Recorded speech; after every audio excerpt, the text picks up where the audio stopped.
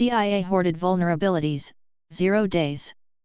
In the wake of Edward Snowden's leaks about the NSA, the U.S. technology industry secured a commitment from the Obama administration that the executive would disclose on an ongoing basis rather than hoard serious vulnerabilities, exploits, bugs or 0 days to Apple, Google, Microsoft, and other US-based manufacturers. Serious vulnerabilities not disclosed to the manufacturers places huge swathes of the population and critical infrastructure at risk to foreign intelligence or cyber criminals who independently discover or hear rumors of the vulnerability. If the CIA can discover such vulnerabilities, so can others. The U.S. government's commitment to the vulnerabilities equities process came after significant lobbying by U.S. technology companies, who risk losing their share of the global market over real and perceived hidden vulnerabilities. The government stated that it would disclose all pervasive vulnerabilities discovered after 2010 on an ongoing basis. Year Zero documents show that the CIA breached the Obama administration's commitments. Many of the vulnerabilities used in the CIA's cyber arsenal are pervasive, and some may already have been found by rival intelligence agencies or cyber criminals. As an example, specific CIA malware revealed in Year Zero is able to penetrate, infest, and control both the Android phone and iPhone software that runs or has run presidential Twitter accounts.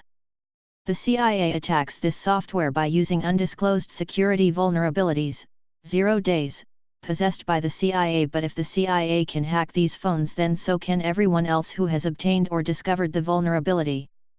As long as the CIA keeps these vulnerabilities concealed from Apple and Google, who make the phones, they will not be fixed, and the phones will remain hackable.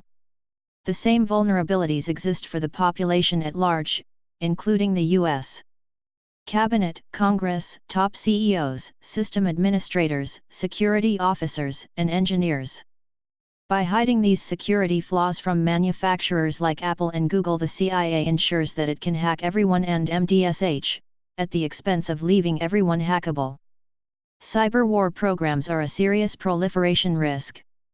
Cyber weapons are not possible to keep under effective control.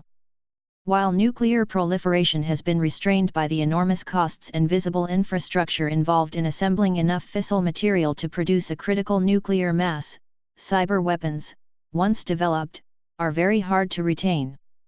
Cyber weapons are in fact just computer programs which can be pirated like any other. Since they are entirely comprised of information, they can be copied quickly with no marginal cost. Securing such weapons is particularly difficult since the same people who develop and use them have the skills to exfiltrate copies without leaving traces, sometimes by using the very same weapons against the organizations that contain them.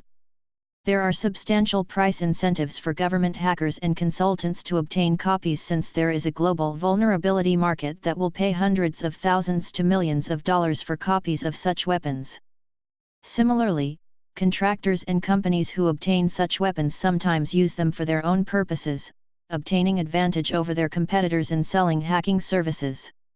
Over the last 3 years, the United States intelligence sector, which consists of government agencies such as the CIA and NSA and their contractors, such as Booz Allen Hamilton, has been subject to unprecedented series of data exfiltrations by its own workers.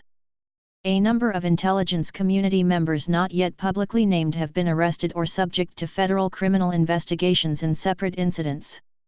Most visibly, on February 8, 2017, a U.S. federal grand jury indicted Harold T. Martin III with 20 counts of mishandling classified information.